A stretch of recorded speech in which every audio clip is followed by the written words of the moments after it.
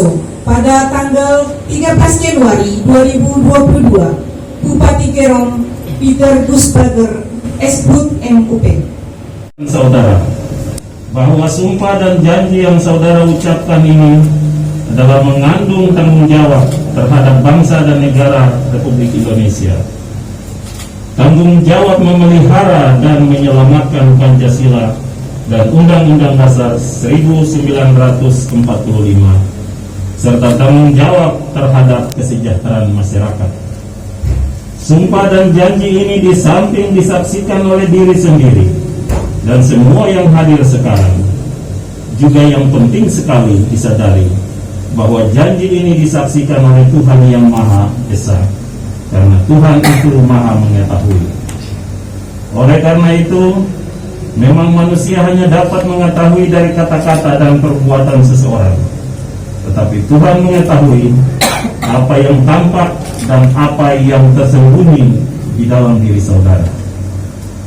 Tuhan mengetahui kedua-duanya, apa yang diucapkan dan apa yang tersimpan dalam hati saudara. Dan Tuhan itulah akhirnya pertanggungjawaban akan saudara berikan. Selanjutnya, agar saudara mengikuti kata-kata saya. Bagi yang beragama Kristen, Protestan, dan Katolik, demi Tuhan saya berjanji. Demi Tuhan saya berjanji.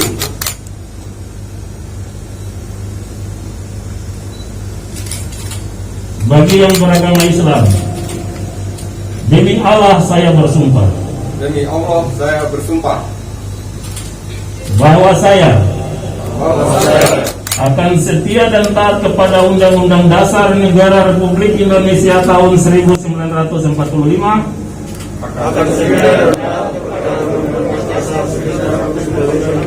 serta akan menjalankan segala peraturan perundang-undangan dengan seluruh-seluruhnya demi dharma bakti saya kepada bangsa dan negara. Bahwa saya dalam menjalankan tugas jabatan akan menjunjung etika jabatan, bekerja dengan sebaik-baiknya, dengan penuh rasa tanggung jawab. Bahwa saya akan menjaga integritas, tidak menyalahgunakan kewenangan,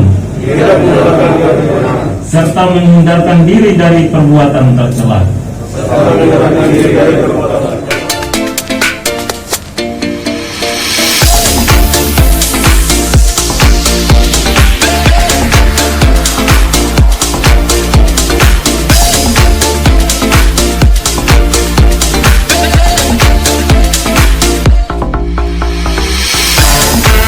Ini Senin tanggal 17 bulan Januari tahun 2022, berdasarkan keputusan Bupati Kerom nomor SK 8.221.3/01 tanggal 13 Januari 2022, dengan resmi melantik saudara. Kami percaya bahwa saudara akan mampu melaksanakan tugas dan kepercayaan ini dengan sebaik-baiknya, sesuai dengan tanggung jawab yang dibebankan di atas pundak saudara. Bupati Kerom Peter Gusbager, Esbud MUP.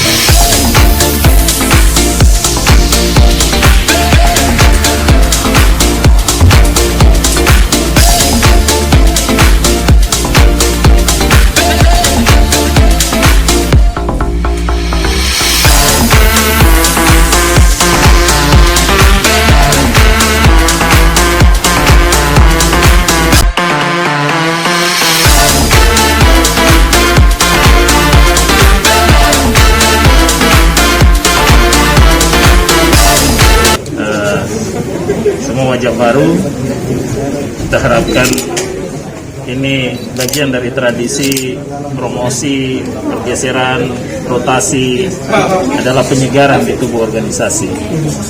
Tapi lebih dari itu, kita menyeleksi para kepala distrik baru ini orang-orang yang bisa menjabarkan visi misi bupati. dan wakil bupati. Kita harapkan mereka selama 6 bulan ini tidak meninggalkan tempat tugas.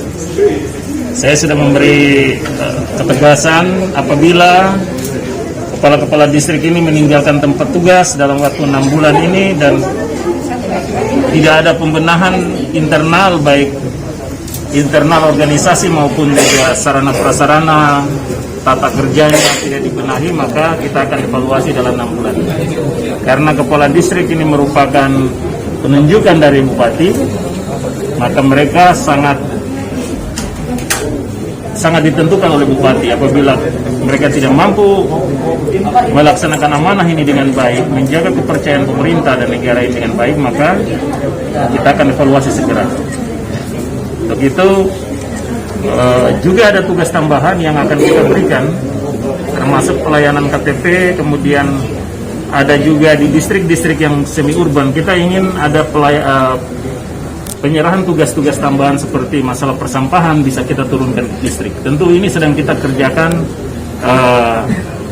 platformnya seperti apa, skimnya seperti apa, sehingga distrik tidak hanya sebagai seorang kepala distrik yang hanya mengurus hal-hal yang pelayanan umum pemerintahan saja, tapi ada pekerjaan-pekerjaan, tugas-tugas tambahan yang bisa kita turunkan. Ini sedang kita menjadi bagian dari visi misi kita, percepatan pertumbuhan dan pemerataan di Kabupaten Kerom. Maka saya harapkan mereka dapat disiplin, jujur, bertanggung jawab, mencintai rakyat, bekerja terus-menerus secara inovatif dan kreatif.